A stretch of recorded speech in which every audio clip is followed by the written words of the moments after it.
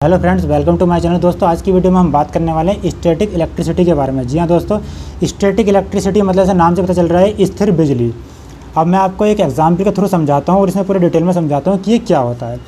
आपने पहले कभी ना कभी या शायद अब भी देखा होगा कि अगर हम किसी इंसान को एक चेयर पर बैठा दें प्लास्टिक की और पीछे से उस पर कोई कॉटन का कपड़ा या फिर किसी और भी कोई और कपड़े से हम उसको अगर मारते हैं चेयर पर, तब क्या होता है, उस जो व्यक्ति उस चेयर के ऊपर बैठा है उसके अंदर एक इलेक्ट्रिसिटी पैदा हो जाती है। और जब कोई दूसरा इंसान आकर उसको टच करता है तो एक स्पार्क होता है और उसको झटका लगता है बिजली का। तो आज की वीडियो में इसी बारे में बातें हैं कि ऐसा क्यों होता है, इसके पीछे साइंस क्या है, ऐसा होने का कारण क्या है। तो चलिए दोस्तों, वीडियो शुरू करते हैं।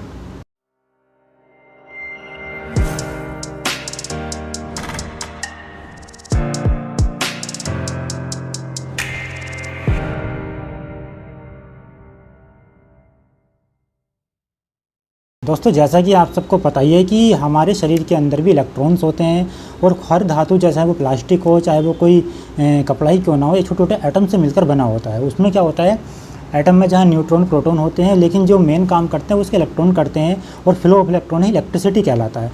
अब अगर हम बात करते हैं कि करंट कैसे जनरेट होता है, तो एक छोटा सा एग्जाम्पल लेते हैं। सबसे पहले आप ये जो इमेज में दिखाया गया इसको जरा ध्यान से देखिए। इसमें आप देखोगे कि ऊपर की तरफ जो आइटम है, ऊपर की तरफ जो प्रोडक्ट दिखाए गए हैं उसमें पॉजिटिव चार्ज होता है इलेक्ट्रॉन का, और जो नीचे की तरफ है उसमें नेगेटिव चार्ज होता है।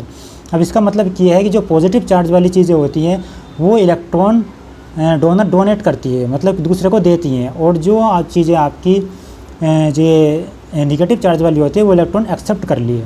अब जैसे कि इसमें फ़ोटो में देखकर आप समझ रहे होंगे, इसमें एक ऑप्शन है कॉटन का। कॉटन क्या है, वो पॉजिटिव साइड में, इसका मतलब वो इलेक्ट्रॉन रिलीज़ करेगा। और दूसरी चीज़ है प्लास्टिक की चेयर, वो क्या करेगी, वो इलेक्ट्रॉन को रिसीव करेगी। अब कंडीशन क्या है, जब इनके बीच फ्रिक्शन होगा। फ्रिक्शन कब होगा, तब जब हम चेयर पर मारते हैं। कहने का मतलब ये है कि हमारी जो चेयर है प्लास्टिक की उस पर नेगेटिव चार्ज है, और जो हमारी कपड़ा है वो जिससे हम मारें, चाहे वो टॉवल हो, कॉटन का या कुछ भी हो, तो उस पर हमारा पॉजिटिव चार्ज है। हमें सिर्फ फ्रिक्शन कराना है नेगेटिव और पॉजिटिव के बीच। वो फ्रिक्शन कराने से क्या होगा, इलेक्ट्रॉन्स होते हैं कॉटन कपड़े के, वो धीरे धीरे करके रिलीज़ हो जाते हैं चेयर में। और चेयर में रिलीज़ होने का, क्योंकि उस पर एक कोई इंसान बैठा है, कंडीशन ये है कि वो जो इंसान बैठा है उस चेयर पर, उसके पैर या कोई भी बॉडी पार्ट ज़मीन से टच ना हो। टच होगा तो क्या होगा, वो जितने भी करंट है वो सब धीरे धीरे ग्राउंड हो जाएगा।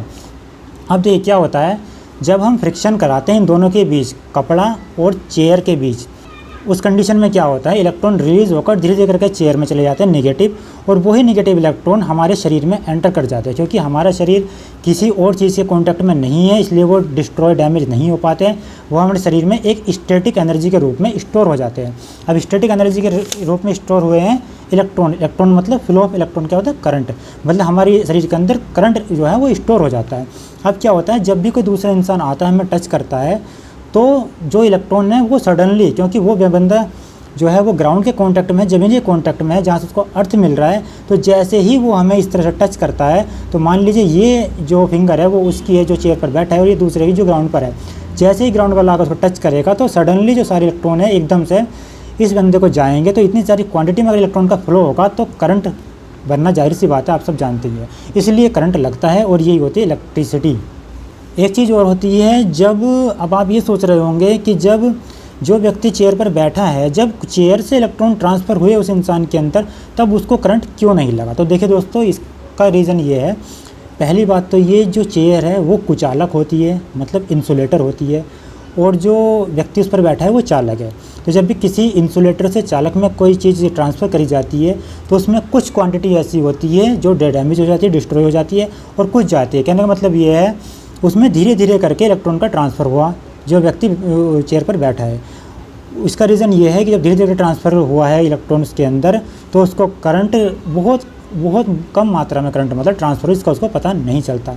लेकिन जब जो दूसरा व्यक्ति है जो बैठा है चेयर पर, वो भी चालक है, वो भी कंडक्टर है, और जो उसको टच करने के लिए आया है अर्थ से कॉन्टैक्ट में रहकर, वो भी चालक है, वो भी कंडक्टर है। तो जब चालक से चालक के बीच होता है ट्रांसफ़र इलेक्ट्रिसिटी का या इलेक्ट्रॉन का, तो वो बहुत ज़्यादा तेज़ होता है, फ्लो ऑफ इलेक्ट्रॉन बहुत ज़्यादा हाई होता है। तो जहाँ हाई होगा वहाँ करंट ज़्यादा होगी, जहाँ इलेक्ट्रॉन तेज़ से फ्लो होंगे वहाँ करंट ज़्यादा होगा, जहाँ कम फ्लो होंगे वहाँ करंट कम होगा। दोस्तों, यही होते है स्टैटिक इलेक्ट्रिसिटी, मतलब बैठे बैठे जो एनर्जी है वो हमारे अंदर स्टोर होगी फ्रिक्शन की वजह से। अब क्या होता है, जाड़ों के दिनों में आपने कई बार देखा होगा कि हमारे अंदर ही ऑटोमेटिक कोई चार्ज स्टोर हो जाता है। वो क्यों होता है? क्योंकि एक तो होती है वूल, ऊनी कपड़े जो हम पहनते हैं सर्दियों के मौसम में।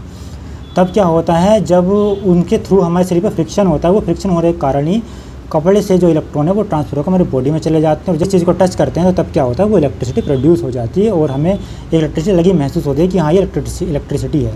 दोस्तों इसी चीज़ को बोलते हैं स्टैटिक इलेक्ट्रिसिटी, मतलब स्थित बिजली। तो उम्मीद करता हूँ आप समझ चुके होंगे कि जब भी कोई हम चेयर पर कपड़ा मारते हैं तो जो इंसान है उसके अंदर करंट क्यों पैदा होता है, क्या उसके पीछे रीज़न है। तो उम्मीद करता हूँ वीडियो आपको पसंद आई होगी। मिलते हैं किसी अगली वीडियो में किसी और नए टॉपिक के साथ। तब तक के लिए धन्यवाद।